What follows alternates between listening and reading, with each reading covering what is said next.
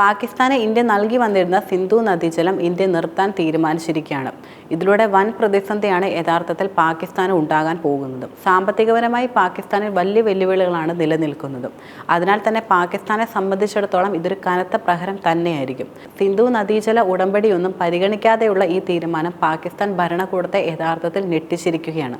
വിദേശകാര്യ സെക്രട്ടറി വിക്രം മിർസയാണ് ഉന്നതതല യോഗത്തിന് ശേഷം നിർണായകമായ തീരുമാനം പ്രധാനമായിട്ടും പ്രഖ്യാപിച്ചതും. പാകിസ്ഥാന്റെ കിഴക്കൻ മേഖലയെ പൂർണ്ണമായും വരൾച്ചയിലേക്ക് തള്ളിവിടുന്ന വലിയ തീരുമാനം കൂടിയാണിത്.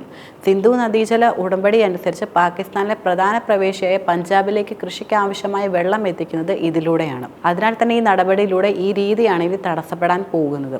ഇന്ത്യയുടെ ഈ നടപടി പാകിസ്ഥാനകത്ത് തന്നെ വലിയ കലാപത്തിന് വഴിയൊരുക്കുകയും ചെയ്യും.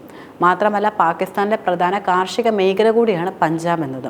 ഇവിടുത്തെ കാർഷിക പ്രവർത്തനങ്ങൾ ഇല്ലാതായാൽ അത് സ്വാഭാവികമായിട്ട് പാകിസ്ഥാനിലെ മറ്റ് പ്രവേശികളെ കാര്യമായി തന്നെ ബാധിക്കുകയും ചെയ്യും. സാമ്പത്തിക വെല്ലുവിളികളിൽ പെട്ട് നട്ടം തിരിയുന്ന പാകിസ്ഥാനിൽ ഇനി ഭക്ഷ്യപ്രതിസന്ധി കൂടി ഉണ്ടായാൽ അത് ആ രാജ്യത്തെ പൂർണ്ണമായും തകർക്കുമെന്നതിനും സംശയമില്ല.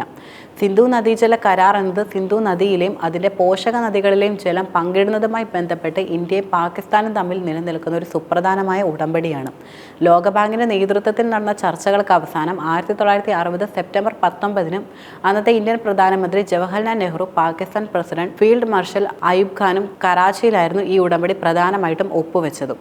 ഈ ഉടമ്പടി അനുസരിച്ച് കിഴക്കൻ നദികളായ ബിയാസ്, രവി, സത്ലജ് എന്നിവയുടെ ജലത്തിന്റെ പൂർണ്ണ നിയന്ത്രണം ഇന്ത്യക്ക് ലഭിക്കുകയും ചെയ്തു. സിന്ധു നദീജല സംവിധാനത്തിലൂടെ ഒഴുകുന്ന മൊത്തം ജലത്തിന്റെ ഏകദേശം 30% ഇന്ത്യക്കും ബാക്കി 70% പാകിസ്ഥാനുമാണ് ഈ ഉടമ്പടിയിലൂടെ കൂടുതലും ലഭിച്ചിരുന്നത്. ഇന്ത്യയിൽ നിന്നും ഉത്ഭവിക്കുന്ന നദിയായിട്ടും വലിയ വിട്ടുവീഴ്ചയാണ് ഈ കരാർ വഴി ഇന്ത്യ കൊടുത്തിരുന്നത്.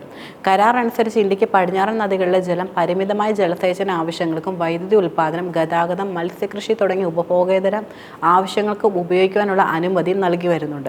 സിന്ധു നദിയിലെ ജലം പരമാവധി പ്രയോജനപ്പെടുത്തുന്നതിനുള്ള ഇരു രാജ്യങ്ങളുടെയും അവകാശങ്ങളും കടമകളും കരാറിന്റെ ആമുഖത്തിൽ വ്യക്തമാക്കുകയും ചെയ്യുന്നുണ്ട്. ഉടമ്പടി ഇരു രാജ്യങ്ങളുടെ സുരക്ഷാപരമായ കാര്യങ്ങളുമായി നേരിട്ട് ബന്ധമില്ലെന്നും ഇരു രാജ്യങ്ങളും തമ്മിലുള്ള സൗഹൃദം, സഹകരണം ലക്ഷ്യമിട്ടുകൊണ്ടാണെന്നും പറയുവാൻ കഴിയും.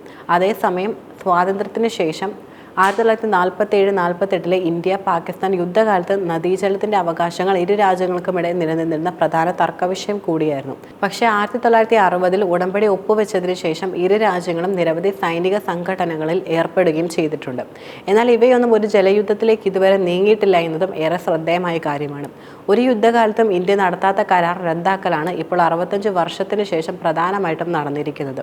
പാകിസ്ഥാനെതിരായ ഇന്ത്യയുടെ ഏറ്റവും വലിയ സർജിക്കൽ സ്ട്രൈക്ക് കൂടിയാണിത്. പാകിസ്ഥാനോടുള്ള ഇന്ത്യയുടെ നിലപാടും ശക്തമാണ്. ഇന്ത്യ സിന്ധു നദീജല കരാർ റദ്ദാക്കുന്നതുൾപ്പെടെ പ്രധാനപ്പെട്ട 5 തീരുമാനങ്ങളാണ് ഇപ്പോൾ കൈക്കൊണ്ടിരിക്കുന്നത്. അതുപോലെ സിന്ധു നദീജല കരാർ മരവിപ്പിക്കുകയും അഡാരി അതിർത്തി അടയ്ക്കുകയും ചെയ്തിട്ടുണ്ട്. കൂടാതെ അതിർത്തി കടന്നവർക്ക് മെയ് 1 മുൻപ് തിരിച്ചെത്തുവാനും കഴിയും. ഇന്ത്യ കൈക്കൊണ്ട മറ്റൊരു പ്രധാന തീരുമാനം പാകിസ്ഥാൻ പൗരന്മാർക്ക് വിസ നൽകില്ല എന്നതാണ്. SBES വിസയിൽ ഇന്ത്യയിലുള്ളവർ 48 മണിക്കൂറിനുള്ളിൽ തിരികെ പോവുകയും വേണം.